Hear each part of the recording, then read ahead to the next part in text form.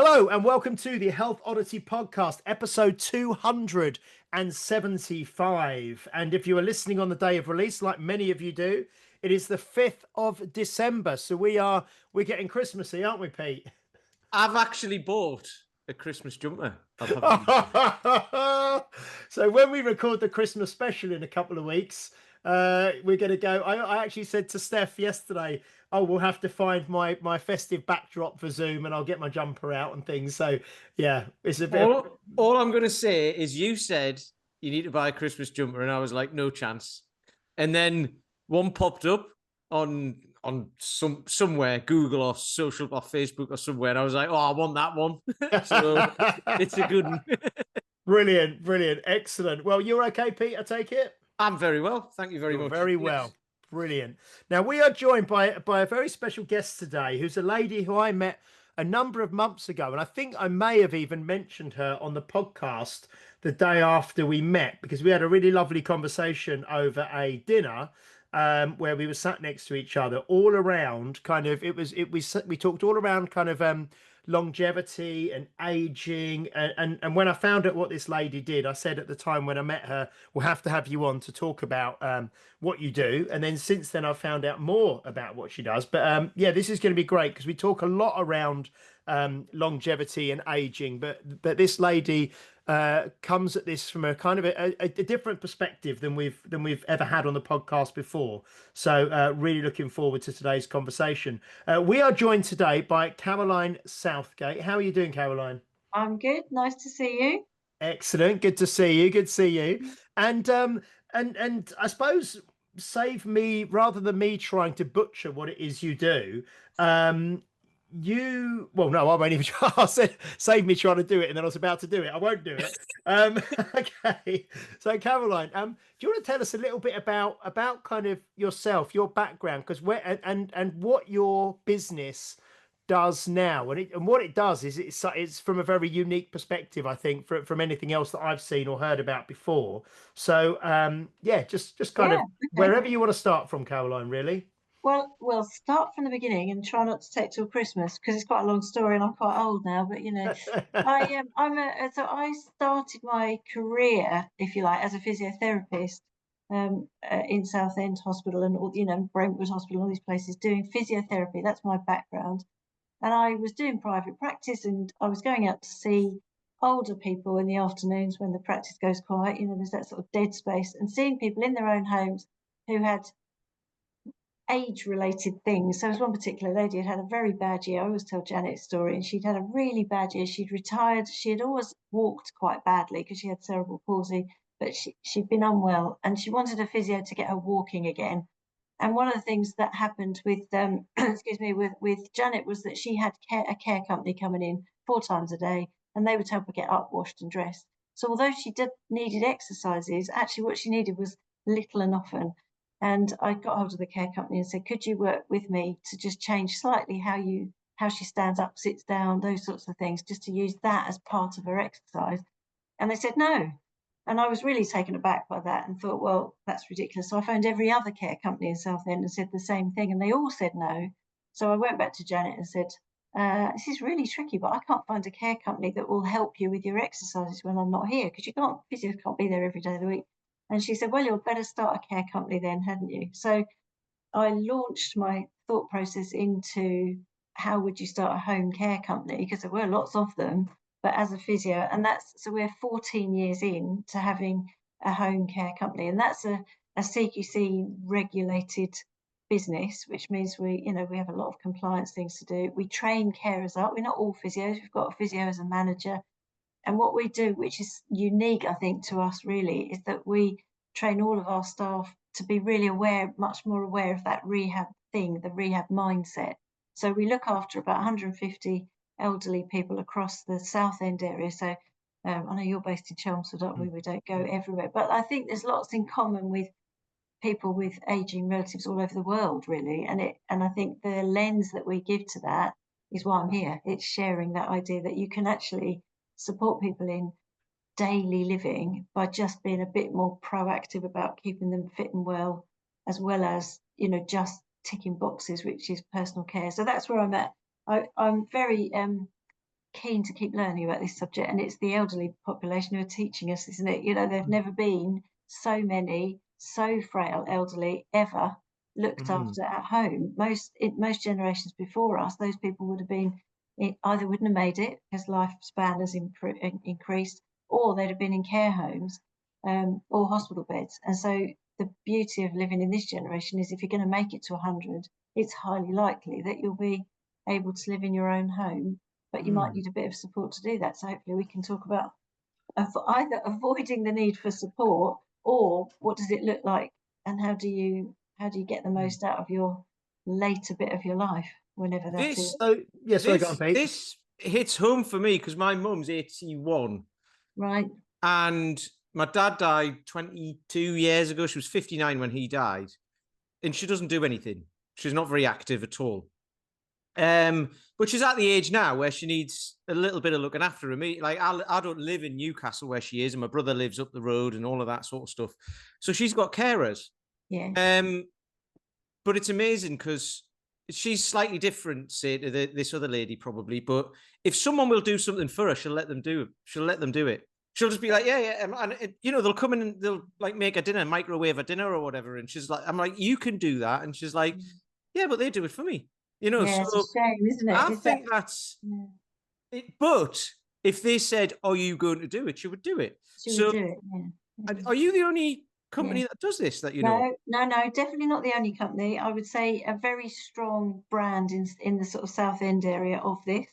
There are home care companies all over the country. I'm actually on the board of the Home Care Association, and that's got something like 3,000 members. Each member is a company, and that's all over all of the UK, so all of the nations of the UK. So there are some really good care companies all over the place. There's a very good brand called Home Instead, who are everywhere. They're all over the world. And they've got lots of franchises that will be outstanding. They're very high quality. And then there's people with very tiny businesses with maybe 10 carers who look after a few people in their area. It's a very mixed market of care providers. Some of them are owned by carers, some of them are owned by, you know, franchise owners, that sort of thing. But I think you are a consumer in this world, and I think that's the problem. Is your mum is the first time you've interacted with the care world, and so trying to navigate your way through, well, where do I get the help and who do I trust with this person is quite difficult. And I think that's part of the mission of this type of conversation, is going, okay, let's make more people of our age group I think I'm a bit older than you, but the age group who've got the 80-plus-year-old relatives a bit more aware of what's available to them. Can I ask, Caroline, when you initially approached the care company and said about, you know, can you maybe ask her to stand up slightly differently or this, and they all kind of said no. Is that because why was that? You say it's a good thing. I think partly it's because sometimes the way that care is commissioned. So there's the care world's a bit different to the NHS. The NHS is for all of us, and it's very political, and it's a very important bit of our taxpayers' money, isn't it? Where the money goes. So where the money goes is the NHS is free at the point of contact. So you don't pay for your GP and your nurse and all the rest of it, but you do pay for care if you've got some savings. So because the local authorities buy huge numbers of hours of care from care companies, and then the people who have to pay for them themselves are different, you end up with this market with lots of different people providing care all over a place. Now that means that the pressures on the companies that are commissioned by the local authority. So, for example, Janet, my patient, all of her care was going to be paid for by the taxpayer. It was going to be paid for by the local authority because she didn't have much savings. That means that she's technically not really the customer. The company is providing care that's being paid for by the local authority, and they are not paying enough, quite frankly. They're not paying enough. So they put the company under a lot of pressure. They give them a list of tasks. They say, you've got 20 minutes or half an hour or less to get washed and dressed and medication done and put something in the microwave and get out of there quickly. And that's part of the problem, is that the quality that you want to add, which is, but just take your time with the standing up and just do a few steps, you know, standing on the spot sort of thing, or just get them to lift a can of beans above their head and strengthen their arms. The quality that bit is really difficult for those companies when they're being asked to do everything at 100 miles an hour. Yeah, because I suppose you don't know that. I'm not saying the quality, the level of like you say, they're overstretched, but the staff that go into these people might be different staff every day, might be, so to actually try and have some kind of standardized, it's almost like an additional, and that's why you set your company up, isn't it? Because you can then give that additional training and that additional education to the carers and things. So you say there's lots of these companies around, but are there lots of companies that are kind of ran from a physiotherapy kind of care point of view? No. That was my question earlier. Actually, that's what I meant when I said, "Are you the only one who does this?" From that, in the physio world, we actually had a meeting earlier today, actually, with a little group of the Home Care Association's members who happen to be allied health professions, and that includes us. So there was, of all the 3,000 members, we've managed to find, I think, one speech and language therapist who runs a care company, one or two OTs, occupational therapists. There's a few of them, and one other physio. So it's rare. But I think it's a really good idea.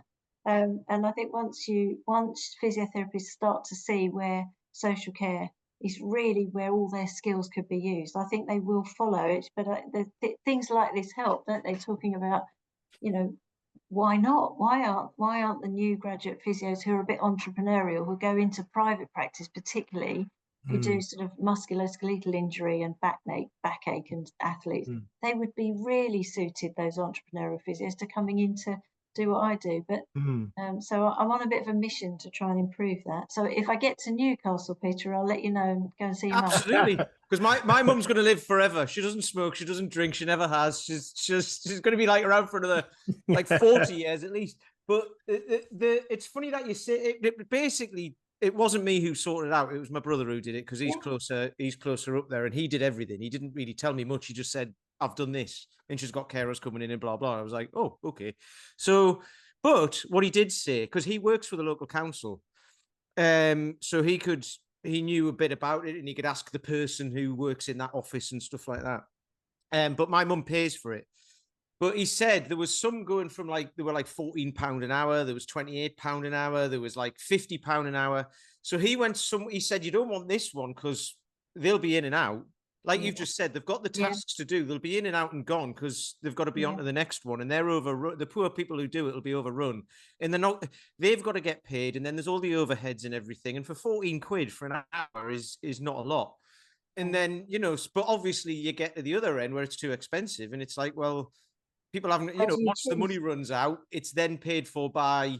So if you go for the top notch one, you might get that for 6 months, but then you've got then you've got to go the local down. authority. Then all of a sudden the standard drops. So it's a very good description of how that market is set up, because the 14, 15 quid an hour is not enough. It's not enough to train people, to insure them properly. So he's right to be wary of that.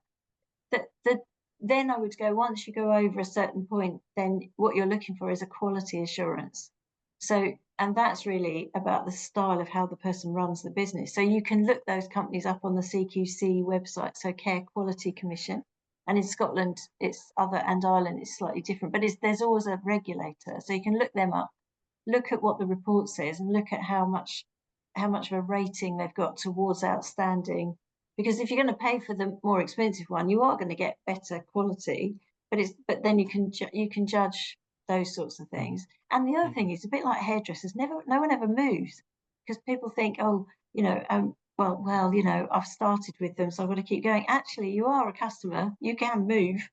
So if you're not happy, move to a different one. And also talk to the people who own the company and find out what made them start the company in the first place. There's an enormous number of people in this sector who are very driven by caring. They really do care.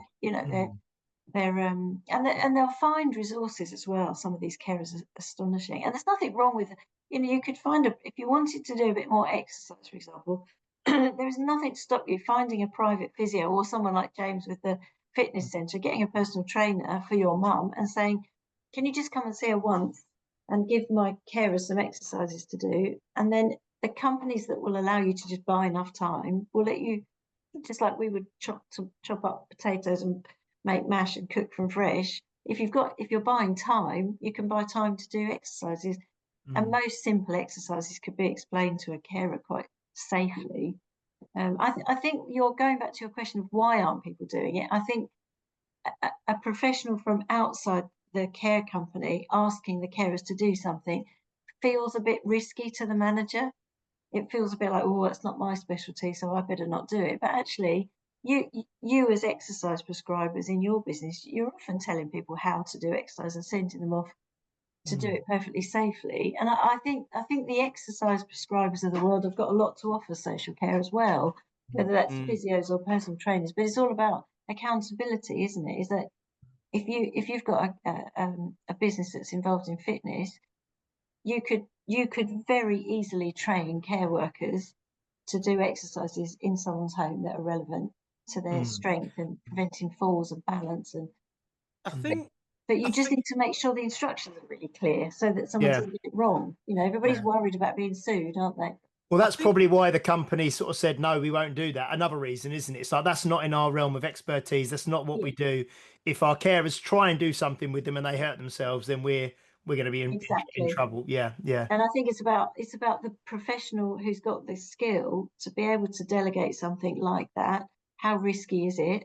And then explaining it. It's like toenail cutting is quite similar, because I've had this business for a really long time, and we've always said that's what we don't do. We don't cut toenails, because you could give someone gangrene. You know, cut the toe on a person who's got diabetes, who's very frail and ill, you end up with a really septic foot. But when we talked to our insurers and said, if we trained our carers in foot health, not necessarily, you know, really complicated medical problems, but which is really simple, could we cut toenails if we train them properly? They said yes. And so actually you just needed to myth bust the problem. Like, people would quite like to have their fingernails cut and their toenails cut. Can we do that if we train them to do that, just like a nail bar would do? And they said, yeah, absolutely. But in that process is the training which says, don't do this with someone who's type 1 or 2 diabetes, who's already got poor circulation, who's got heart problems. It's not difficult to come up with a safe way of doing things, is it? But I do think there's too many people don't take the time to think outside of their restricted boundaries. But that's you know. I think with this, it sounds like the future of it. So thinking about it way down the line is, at the minute, that like this doesn't necessarily happen from a physio point of view. So the carers go in and make meals and do things for people. Yeah. But then if you could say, right, we'll do all of that, but for 2 minutes, we'll get you to stand up and sit down in the chair again.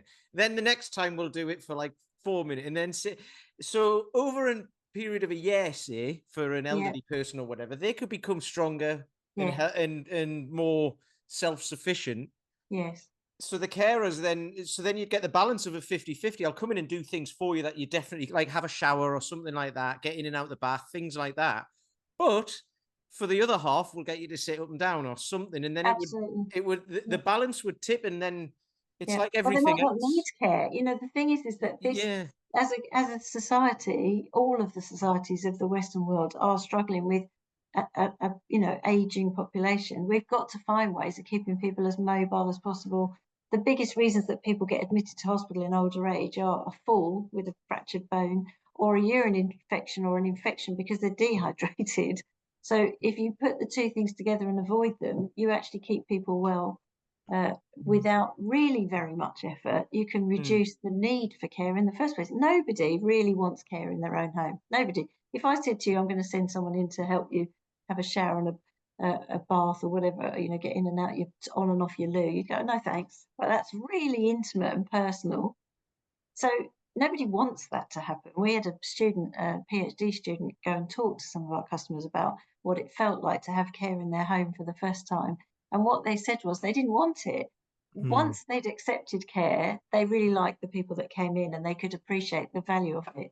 But nobody goes, oh, I know what I'll do. I'll have care. Nobody has care too early, I don't think. And one of the things that James and I were talking about briefly earlier was, you know, how do you make the decision about when you have care? What are the challenges and stuff? And actually, one of the challenges is getting the timing right. Don't wait for a major crisis with your mum in a big heap on the floor and now not very well and a broken hip. but equally don't put care in too early either, like you say, because it's almost disabling. So there's a balancing act, isn't there, between accepting enough help to keep going. It's a bit like wearing your glasses. You know, if you're squinting at everything, you just need a little bit of a prescription, and then later on you might need, you know, a bit more. But I think with that you can put care in though earlier of self care, because a lot of people, we talk about this. I mean, we're obviously talking about this from a different perspective on this particular episode, but we talk a lot about people in their 40s, 50s, 60s who've been working hard and working long hours, and they're stressed and they're feeling tired and ill and old and all of that, when they're not really, because everyone's getting older, and like with NHS and everything, we can stay alive longer. Yeah. So it's looking after yourself at that time, you know. Yeah. When you're younger, and then you're less likely to need care when you get older. That's the thing. So, but obviously, and the message, I mean, the motivation is very high, isn't it, at 40 or 50 or 60 to stay well and active.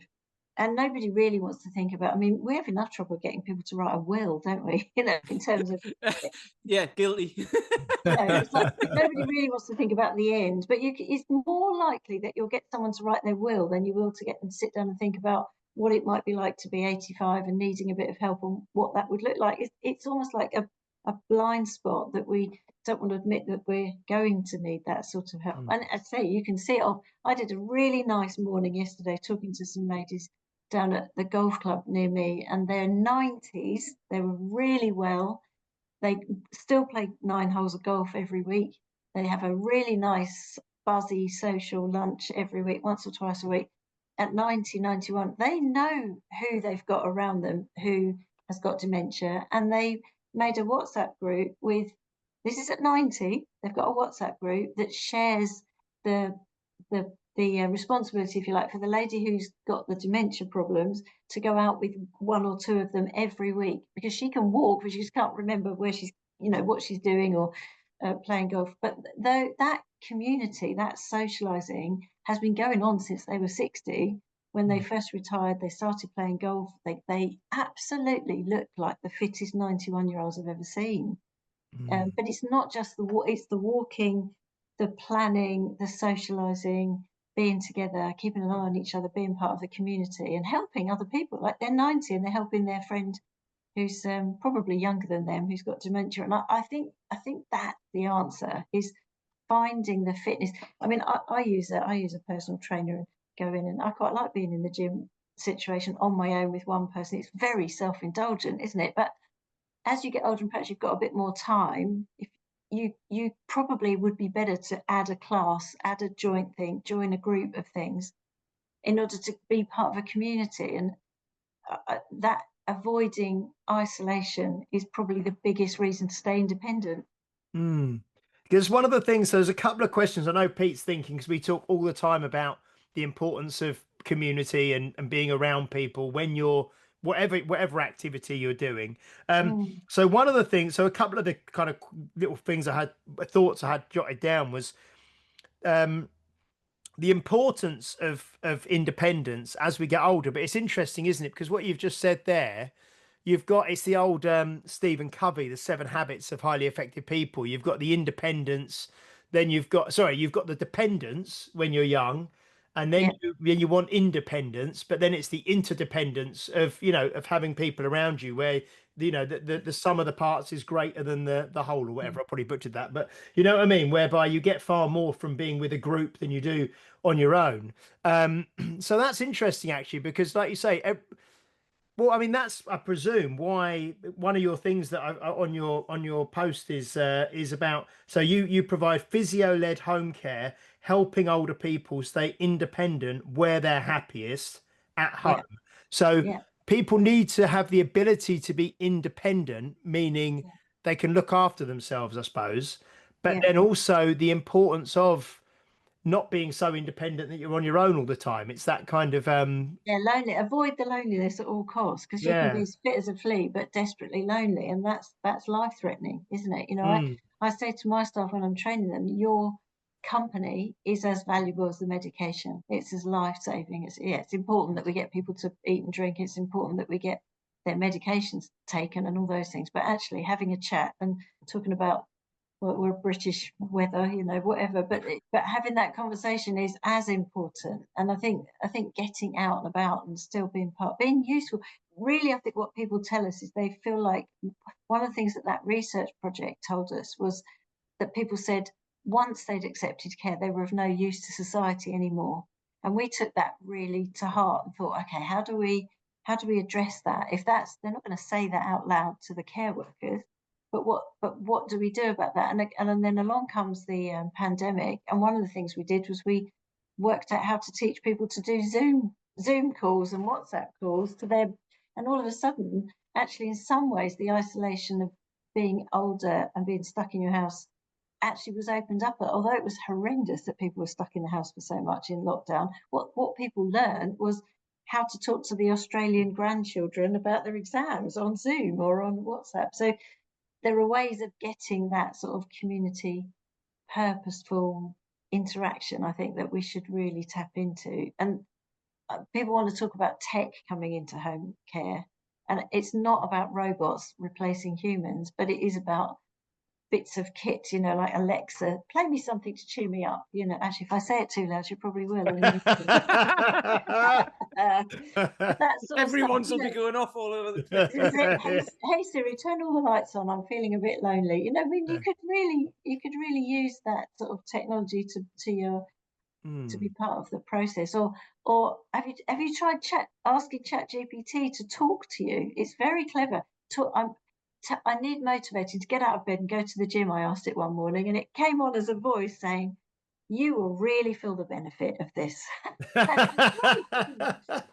So I think interacting somehow with other people is got to be part of that independence. But if you go back down the lifespan, the bone health and the pelvic floor health for the bladder and the sort of cardiovascular fitness, your brain health, all of those things, you're right, your stressed out 50-year-old is probably not going to make it to 70 unless they change their behavior.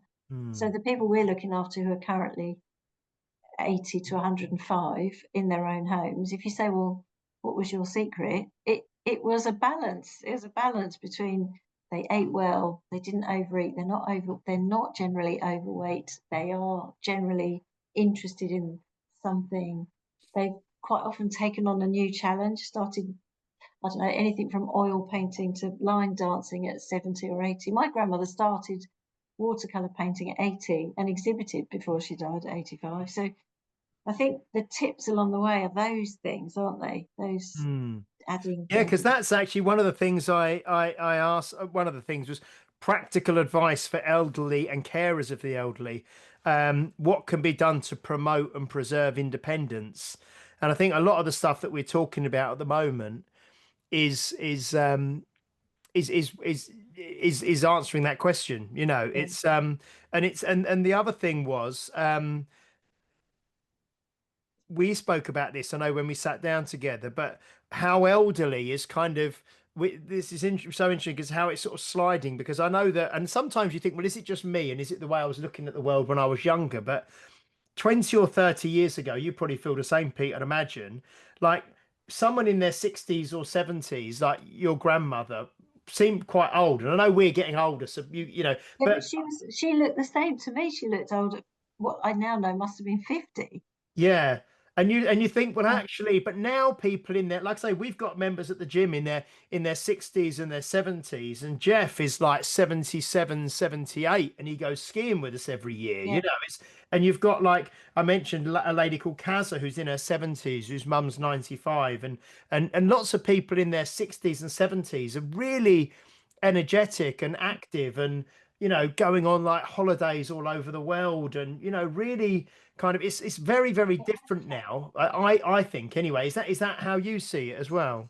Definitely. I mean, it's definitely Yeah. changed. I mean, retirement age is 67. The chances are that the kids coming up behind us won't be able to retire till they're 70, 75. We won't be able to afford, society won't be able to afford pensions that are from 60, 65 through to 100. Well, it just won't. So, and because we are well, lots of people will get another job. There's a very nice book called Stage Not Age, which is worth a look. And it's really aimed. It's a Harvard Business Review book, and unfortunately I've forgotten the author, but I'm sure we can find it. Can't we put it in your notes somewhere? But I think I wrote it down when I spoke to you before, and I was meant to buy it, and I haven't. It's Yeah, let me just. one of my favourite because what she's describing in that book, Wilner.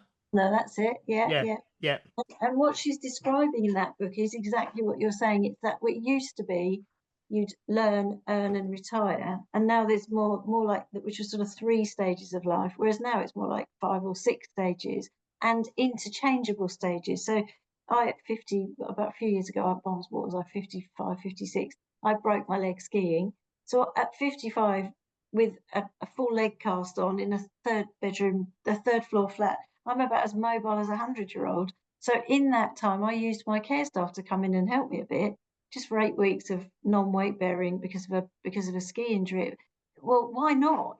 Because then you're using the care when you need it, but also then the fitness element of that is I then got the plaster cast off, and I got membership of David Lloyd because I got a swimming pool. So I did lots and lots of walking up and down in the water, and then I go back to what I normally do, which is a bit of Pilates and a bit of yoga and I think going to work, retiring, doing something different is the way forward. And I think that's what she's describing, is how businesses and how individuals react across that piece from, say, your first career, your probably your core career, which might be from, let's say it's from 18 or 20 something to 40, but actually between 40 and say 80, you might do 2 more different careers.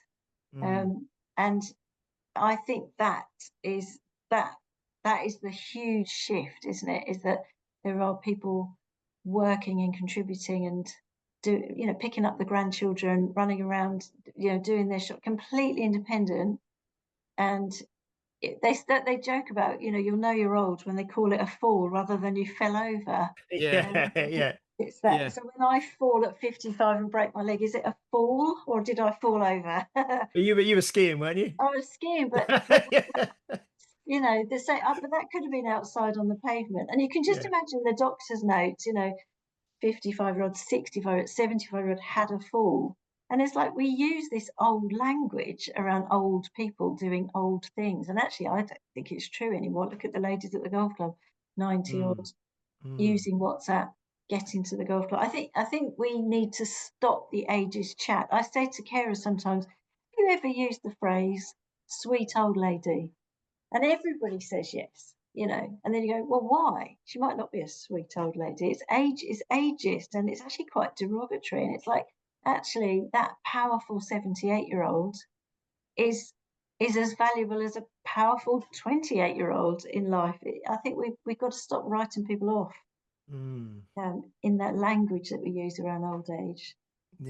Well, there's one of those things, isn't there? I mean, we're talking about, I can't remember specifically. We haven't talked about this for a while, but like when someone's body, your brain wants to do things that your body can't do as you age as well. Like if you're not getting dementia and all that sort of stuff, your brain, like, because and I mean, I'm getting to the point now where I'm getting to probably halfway through my life, if I live till I'm 100, and I don't feel like I'm any older than I was 30 years ago. So God knows what I'll feel like when I'm 80. But if my brain's still doing what it's doing now, I want my body to be able to cash those checks, if that makes sense. And I think you get to a position where you have to look for all of the systematic ways of being fit and well. So if you're in pain, you need to do something about it. So pain. So we look at pain management and go, okay, well, if 2 paracetamol 4 times a day is going to help you to move through some arthritis, use it, because it's not addictive and it's not a major problem. I mean, this is not it's not a show about meds, but you know what I mean? It's like, deal with the pain measure, use a heat pack, use your whatever it takes in order to stay moving. Don't just sit down and give up because it hurts. There's that, and that can start at 50 easily, can't it? Sore hands, sore knees, there's I already use the heated seat in the car on the way to the gym. Get your back. I've got a car. Heat up the lower back. Heat up the lower back. You do the thing in the gym though, don't you, James? With people who come in, if they're not as mobile or whatever, you do the thing of getting up and down off the floor. You had that lady who was using the bench to get up and down off the floor. Yeah. And then you do it with like you know, I've you got a use guy all. at the moment actually who's 60. He's only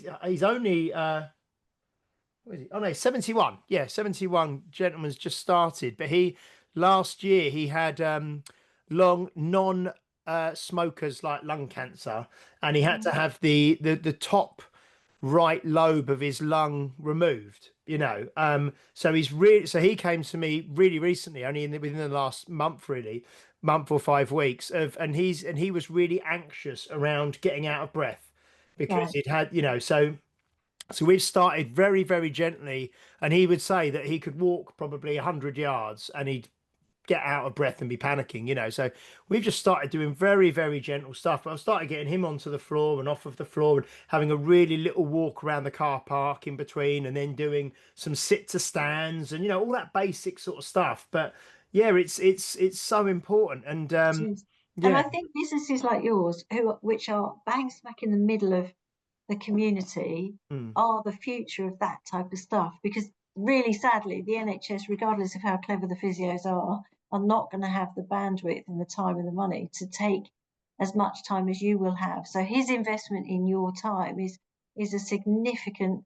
Actually, it's a significant money saver for the rest of us because the taxpayer's not going to be paying for him to be looked after because he's now, mm, if you look at the outcome of someone like that, if he doesn't do he doesn't choose and invest in what you're doing, what's the likely outcome? And the likely outcome is very poor because mm, that cardiovascular health and the respiratory system will just go down and down and down, and his capacity to move becomes a person on oxygen in their own home with multiple chest infections, and the outcome's not doesn't look great. Whereas if you start to invest, as you say, gently, but we can't expect, I don't think, as a nation, that the NHS is going to have the bandwidth for everybody to have what you do given to them for nothing. And no. I think we all have to look at how do we invest, and it actually isn't necessarily one to one with someone like you, but it could also be. There are lots of freebies around. There are lots of community falls prevention groups, and there are YouTube videos of how to, and there's the sun out there on a sunny day, go for a walk. And I think we have got, as a nation, we're a bit sick. We've got a bit too much sickness involved in waiting to be told by a sort of hierarchy when I can do something. But actually, it's businesses like yours. They're all over the place, businesses like Mm, yours, aren't they? Teams of mm, really well qualified personal assistant mm. people who are interested in other people's well-being.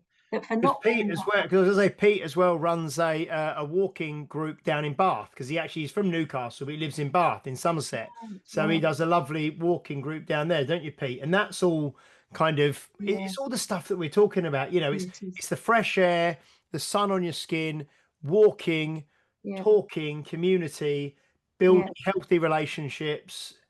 there's lots of it around, isn't Yeah, it? There's yeah. lots of that available. And I think what I find with the people who I now am doing care for is that they've become very isolated, and that will be hearing. If your hearing's not right, you've really got to go top down. What are the problems? Because I always think vision is so interesting because we don't think twice about sticking a pair of glasses on and then getting a stronger prescription. But God, trying to get someone to go for a hearing test is like drawing, you think you were trying to chop their head off. But actually, if you don't keep an eye on your hearing, when you then go to a big group thing, or next time you see all the grandchildren around the dinner table for someone's birthday, you don't hear everything. You don't like going. You feel silly because you haven't kept up. You Mm, don't go the next time, and then you become less and less isolated. So vision and hearing and pain management and general sort of movement as such, all of those things together mean that by the time you're 80 or 90, you've chipped away at them and stayed active because mm, there's too many excuses to not be active. And that could just be as simple as wearing a hearing aid. It's like they Well, know there's a connection between hearing and dementia. Well, that's the connection. It's physical because it's not making the back of your, if you can't hear, you're not actually moving bits of cells around in circulation in your brain. But it's also acquired because you're not going out, you're not mixing with people. So, uh, but if you're physically active as well, I mean, presumably that helps you, with your eyes and ears and stuff anyway, because you're everything. out and about, and Yeah, there's the thing yeah, about looking at screens or looking at a horizon, and your eyes are going to be better. But yeah. when I was talking earlier, like about James helping people up and down, because there's a few things here because people can do that. The NHS thing, and I totally agree with you. Like we just can't, and it's a great thing. We just can't rely on it. We just can't. Because Well, we like you don't say, want. it's We also we don't want to pay any more tax. And exactly. if we don't want to pay any more tax, we're going to have to find other ways to stay fit and well and stay out of their hair and let them get on Yes. with the serious stuff.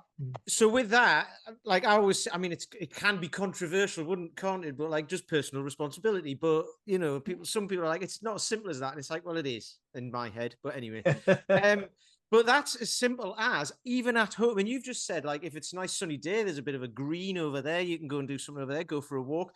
But simply getting up and down off the floor for people, because like you said, people fall over, they hurt themselves. That's when things can decline. There's a guy called Dan John who's been on this podcast a hell of a lot, and he talks about this a lot. And he did a thing of teaching people how to fall over and how to roll and tumble. But then he thought, well, no, let's teach people how to not fall over in the first place. You know what I mean? Instead of teaching people how to roll when they do fall over, teach them how not to. Because I know when I slip, I'm out walking a lot and stuff like that. If I slip on something, my body just like goes way, like, and I'll balance myself, move in a way. I might fall over, but inevitably I don't. But if I might just go down. Like if my mum goes down, she goes down, arms down by her side like that, and that's it. Her arms don't. She doesn't put her hands out or anything like that because she might break her wrists or whatever. We need to get intergenerational about this stuff, because I was watching some rugby matches at the weekend with 15, 16-year-olds, and they're so brave, aren't they? They're like shoulder down, pushing each other over. They're not frightened of the floor. Whereas once you start to become frightened of the floor, you're right. You sort of do anything you can to not hit the floor, and that's exactly when you do hit it. And it's an interesting problem, the falling over thing. It's interesting, Pete, you said that, because yes, I've only just come back from Iceland, haven't I? And it was actually, I think it was yesterday or the day before. The morning I was coming home was freezing cold. It was like -4 or something. And I walked out the hotel and I was just taking a few photos on the last morning. And there was the pavement was really quite grippy, yeah. But it had obviously been frosty and cold overnight. But the pavement I had lovely traction on. And I wanted to turn around and take a photo of this hotel. And I stepped from the pavement onto the road, and the road was like a sheet of ice. I stood up, and I had these Vans like shoes, you know, they're not really particularly grippy. So I stepped from the pavement, I had my camera in my hand or my phone in my hand, stepped from the pavement onto the road and nearly went, you know, the thing that you said where you go, whoa, whoa, whoa, whoa. Like a cartoon with your legs going. And then stood. And I sort of stood, and then the first thing I did was, did anyone see that? You know, like look around and then turned. You see, if you were a kid, you wouldn't move like that, would you? What you do is you probably just sit on the floor. You just go down with it, and you'd relax, and it would be over. Whereas we start to become a bit weird about the floor, as though it's the world's worst place. It did take me a second though to realise what's happened there. You know, like it was conscious, like it was like, because I was very stable. And then suddenly I'm on ice, you know, and it took me a second. Like, what's happened? Oh God, okay, right, it's icy, you know, okay. And you become a bit adrenaline then. Your heart rate goes up. You feel a bit shocked that you nearly fell over. Yeah, I think it's an interesting part of the process, but it's everything, isn't it? It's making sure your bones. If you're not worried that you're going to break a bone, having broken a bone, I'm now ridiculously worried about breaking a bone. Whereas actually, there's no reason why I should break a bone. I've got good bone density. I'm doing weights. I'm doing all the things. I've got the HRT. And I think we have knowledge now of what will make a difference to bone density in the long term. So if you're a 40, 50-year-old now and you're a woman, you should be looking at what do I need to keep that, but what's the evidence base around bone density? And I'm not here to talk about what it might be for any individual, but I've chosen to use weight-bearing exercise, so weighted exercise, and HRT as a evidence-based solution to my bone density. So you might want to look at that. And I think those things are available. Don't trust Instagram. Don't just look at the idiot on Instagram who thinks it, but go looking for nice guidelines and stuff like that. Go and look for where is the evidence that means you're going to be fit at 80, because it's there. We know it's there. Radio 4 had a good program on a little while ago, and they were talking about a long-term study into women's long life. Women that have lived, they've been looking at them for 30 years. There were lots of things, all the things you can imagine, plant-based diet, all sorts of stuff. that might have an influence. But one of the things was fidgeting. And when they'd asked for 30 years, one of the questions was, do you fidget? And the women who'd lived the longest and were the most well were the fidgeters. And you think, well, that's interesting, because that's just movement, isn't it? It's just movement and being busy. Yeah. There's a guy, Tim Anderson, talks about this on his stuff. He does like this thing called original strength, which is basically getting up and down off the floor, crawling, like learning to move like kids do, basically. Yes. And he says, you know, your body repairs itself at the speed of your central nervous system, and as you get older, if you don't do much, your central nervous system will slow down. So that's the thing of, if you're going to fall over, you slip. You know, James did it the other day. He said he slipped and he was like, whoa, and you didn't fall over because your body reacted. Yeah. Whereas you know, you see people, their body reacts when they're already on the floor, because and it's not funny, but it's like they're already on the floor and then they go like, oh, I should have done, you know, I've fallen. They don't even realize they've done it, rather than keeping that central nervous, like keeping the central nervous system on point, which is movement basically, isn't it? It's getting up and going. It's movement, and it's also I think mental agility. So I often describe when I'm talking about dementia, I say to people about mental agility. People always think about dementia in particular as memory problems. It's way broader than that. It could be judgment. It could be walking across a shadow feels a bit like you might fall down a hole. That sort of judgment. It could be the sort of judgment where you go to cross a road and a car coming. You can no longer judge the speed at which it's coming. But the mental agility thing, I think, is fascinating, because when I use the example of Love Actually, the film, it's that time of year, 5th of December, this, isn't it? Perfect time. If you watch Love Actually, the mental agility for someone who does not have dementia is quite straightforward. There's about 5 stories going on in that film. There's something to do with a lobster, and something to do with the Prime Minister, and something to do with a love affair going on. There's a lot going on. But because you have good mental agility, you can keep up. You can go from one story to another. Once you lose that mental agility, that then makes no sense whatsoever. So you don't watch it. You're not part of it. So you then can't have a conversation about it. But that mental agility disappearing is just as important as the physical agility, I think. And I think when I look at the people who are struggling the most in that older age is not the point. It's where are they on a spectrum of mental and physical agility, strength, interest, curiosity about life. And I think you're mentally, you described, one of you described earlier, oh, well, you know, my body might be not willing, the mind's willing, but the body isn't. There's a lot of that. But some of those people who've got a really good brain and are interested in things, they're perfectly happy in their much older years. They're having a really good quality of life. They read the paper from cover to cover every day, but they need someone to talk to. They need a conversation. Whereas the lady who hasn't got very much memory and isn't really aware of where she's at with dementia needs someone to go for a walk with. And it's creating a community in which everybody can thrive, given what ends up happening. I mean, you can all work as hard as you like on your fitness. There are some conditions which are going to happen to some people. We haven't got cures for Parkinson's and motor neurone and some of these things, as hard as the scientists are working at it. Once we get those people with those problems within our community, what we owe them is somewhere to go. Your business could help, my business can help, you know, community clubs, all those things. But we've got to, as a community, go looking for the people that are isolated. And I think that's part of the biggest picture. And I think that's where the care companies are in a unique position, because they're being invited into people's homes and they can see those problems. But then businesses like yours or other people who might be listening who've got a walking group or a sewing group or a knit and natter group need to find their customers, don't they? I think that's it's quite hard to get people to go out. There was a thing on, I can't remember what it was on, but it was Cy King, one of the hairy biker. Oh yeah. And it was a pie club. There was these guys who all get together every Tuesday or something. They make pies.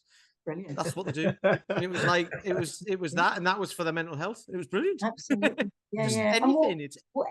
Anything that gets you with other people, I think, is part of the thing. I mean, my dad quite likes to do. He's going to kill me for saying this if he listens to this, but he used to do all through. He's 84, 85 now, and he's always been extremely fit and well. And one of the things he used to do is he used to do a spin class. And then he'd go cycling in the Highlands of Scotland. This is right through to his late 70s. But what he really liked doing was Darcy Bustle's Pilates at home on a video, so that was quite good too. I bet he did. It was all about Paul. There was an old joke about that, about the Cindy Crawford workout video back in the day, but I'll not talk about that. No, this is fantastic. It really is, because it's like you say, it's trying to look at, and this is the thing where a lot of the listeners, like I said to you, I think before we started recording, or I messaged you, a lot of the people who listen to this are going to be in their 40s or their 50s or their 60s maybe. So people our age are looking at, you know, and one of Pete's things he says a lot is, you know, what's it going to look like in 20 years, you know, and how can what we do now, how's that going to look in 20 years time? So for us, we're all getting older, so we are going to hopefully, like you say, be old at some stage. But then a lot of the people who are listening now will have elderly parents, or parents in their, you know, 70s, 80s, 90s, and potentially beyond. I mean, my gran, bless her, died at 100. This is something that's going to affect all of us, isn't it? And I think it's something that one of the questions, which is quite a big question, I suppose, because we're going to wrap up in 5 minutes, but it was and we touched upon it, that as the population continues to get older, how sort of health and social care models are going to need to evolve, because although we talk about the difference between sort of lifespan and health span, and the fact that, yes, people may live to 90, but the last decade of their life, they might be in really poor health and basically just be, you know, in a care home or something, and really not be very well. So it's trying to shorten that gap, isn't it, between the health span and the lifespan, and what we can do, because like you say, society, the population is getting bigger, and the resources aren't going to go around anymore. So it's a really interesting. It's interesting, isn't it? I think this government have just published a paper about the NHS 10-year plan, and there's a lot of very sensible things about bringing things into the community, into neighbourhoods, and they're going to need to tap into the community voluntary sector things. You know, I mean, I think the other thing about volunteering is huge.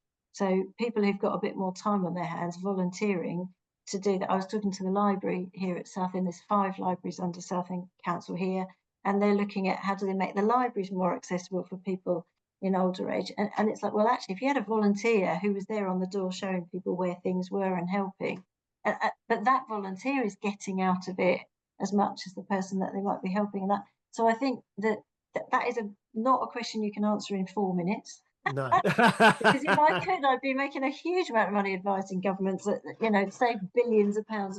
But yeah. I think the fact is that each community has got to take responsibility for the demographic that it's got with them. So, and I think some of those lovely things that you every now and pop up on the television that are from Holland, where, you know, there's or we've had them here actually, where there's a play school attached to the elderly care home, and so you've got that mix. So you've got the mum who's got the littlies has probably got a granny in that care home or in that age group, but that granny could be, the grandmother could be in Scotland, but the littlies are here. And so it's about, I think it's intergenerational, I think is the answer. And I think volunteering and putting time in so that everybody's looking out for everybody else. The problem with very large cities is that it's too easy to hide, isn't it, in a big city? Yeah, communities become fractured, don't they? You don't know the person next to you, or in, you know, and in, yeah, it's a huge, like you say, it's very difficult, very complicated. Do you know, my pet hate is the big companies that do these very big blocks of flats, and the only people that are allowed to live there are over 55s. I absolutely hate them. I think that they are creating a ghetto of old people just at the time when that is the last thing we need, is a ghetto of old people. What we need is people with, you know, nice, willing neighbours who'll help. So yeah, but I think, you know, taking responsibility for your own health, looking after yourself, as you say, the self-care thing, and then recognizing that the state can't make you well. You've got to leave the emergency departments to the people who really need them. Just going back to your point about 10 years in a care home, that's really unusual even now. What care homes are becoming is more like a hospice setting. So people are staying in their own home for longer, and they're only using care homes. In the past, people were in care homes for 10 years. They would go out for lunch and go back to the care home, you know, as you know, there were care homes that had a car park for the residents' cars. Mm. Those days are long gone, and actually the level of care that's going on in a lot of care homes is nursing care. It's very high level, short Yeah, don't time. necessarily mean what I mean is probably because I know my dad died at about 70, maybe 72, but for the last kind of decade or maybe 15 years of his life, he was really unwell. You know, I mean, he didn't look after himself at all. You know, it was self-inflicted. But you know, you get it's almost like, you know, people can live now. They can be kept alive, if you like, Yes, through yes, medical for decades, yes. when really, but the quality of life is really tanking in the Yeah. last, you know, 10 plus years sometimes, you know. So And I I think think it's, that's what I'm in the business of. My business, if you like, I named it after my grandmother, Doris Jones. We're done I was going to Doris ask where the Jones. name Yeah, so came from. Doris Jones. It's a funny name, but it's good name because it says what it. You know, we look after your grandmother the way I'd look after mine, sort of thing. But I think that what we have the opportunity to do in home care is to solve lots of those problems in order to be much more than just people who run in, give someone a quick, you know, wash and hand them their medicine and meal. And I think that's we're going to be a big part of the future of the elderly care sort of situation, is that we won't necessarily be doing everything because families will have to do some things, but it's about sharing the load with families and keeping the the money earners in their jobs, because there are 6 million unpaid carers in this country who've had to give up work to be the person who's doing the care. And I think somewhere in there's a balance where you keep the taxpayers working, you get nice jobs for really vocational care workers, and you keep all those generations spinning. This is brilliant. That's been so. I mean, we will definitely have to speak to you again, because this is, like you say, this isn't a not a problem. It's not a situation that's going to change or go anywhere quickly. You know, and you know, the population is getting older. People are going to need to look at ways to look after themselves and to help people look after parents and things. So we will definitely have you back on, and just yeah, I was just going to say, so if people are, I know on Instagram you are on at dorisjones.care, Yeah, and you personally are on as at Cara Southgate, yeah. and dorisjones.co.uk is the website.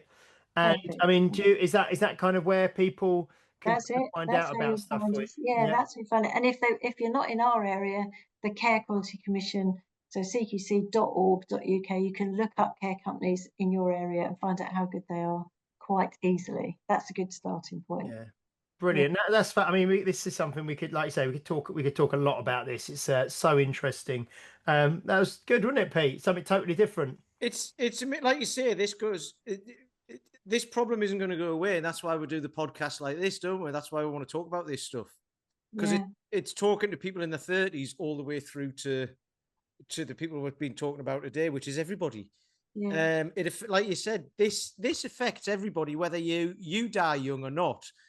Someone in your life is going to be, you're going to have a grandma, you're going to have a mum, you're going to, like, it's just, it's there. Yeah. Yeah. And the other thing, Peter and James, is that we need probably another 400,000 care workers in this workforce over the next few years. And there may be people listening to this who are really fed up with their job, or they're just about to be made redundant because of AI. And actually, if they're caring people who are interested in other people's well-being, being a care worker is great. It's AI proof. I like that. It's AI proof. It's interesting. It's fun. It's good. I mean, yeah, there are people that are difficult and things, but actually we like a bit of a challenge. So, you know, it's a good job. So we could perhaps come back and talk about that. Yeah, no, this is, yeah, definitely. This has been really lovely talking to you. And like I say, in 275 episodes, this is the first kind of conversation of this type in this sort of depth that we've had, which is so interesting. So yeah, thank you so much. Brilliant. Thank you everybody for watching and listening. Please do like, share, subscribe, leave a review if you're watching or listening on a platform that allows you to do so, especially if you're on Apple Podcasts. We'd love a review on there. If you're listening on Spotify, just give us a 5-star rating on there. And if you don't already, subscribe to us on YouTube. Now, we will be back next week. We are going to be joined by Pavel Macek from Prague, who has been on before, but he's going to be talking about his next course that he's going to be running when he comes over to England in March. Okay. And then the week after that, I think we've got Emma Brennan on, who is a physiotherapist from Belfast in Northern Ireland, who was just with me out at the Magnus Classic. She does all the kind of physio and care for the athletes out there every year, and she runs a gym in Belfast as well. So we've got a couple of great guests coming up over the next few weeks. That was really interesting, Caroline. Thank you so much. She's nodding. She's Thank you. So I'm nodding. That's all right. She's nodding. Okay, brilliant. We will see you next week. And what will it be next week? It'll be the 12th of December. It'll be nearly time for Pete to unveil this Christmas jumper. Okay, Honestly, right. You're gonna love it. You're gonna. Maybe we can do two Christmas specials. We can do two weeks in the Christmas jumpers. Okay, brilliant. Did you get that in at the end? Because you froze for me, but I take it you disappeared there. You were doing your Norman Collier for the people in their 80s. Yeah, but could you hear me or not? It doesn't matter. It's the end of the episode. Oh, okay. Well, yeah, but I was wrapping up, so hopefully it's okay. It just froze right at the end, didn't it? Yeah, mine. Yeah, cool. Excellent. Thank you so much, Caroline. Oh, you're welcome. That's fun. Thank you. Are you going to the dinner tonight or? No, I'm not going tonight. I thought I had some. I actually thought I had something on. I haven't, so I'm actually going to take the advantage of staying in. Yeah, no, I'm not there tonight either, but I'm going to go in December. I'll go in December because I've literally just got back from Iceland like yesterday, so I thought it'd just going to be too much I just thought I'd need a bit of time, so I'll definitely go in December. Yeah, so I'll see you there. Yeah, see you there. Brilliant. Thanks so much, Nice to meet Caroline. you, Peter. See you. Brilliant. See you. Thank That was you. great. Bye-bye. Thank you. Thank you. Thank Bye. you. Bye.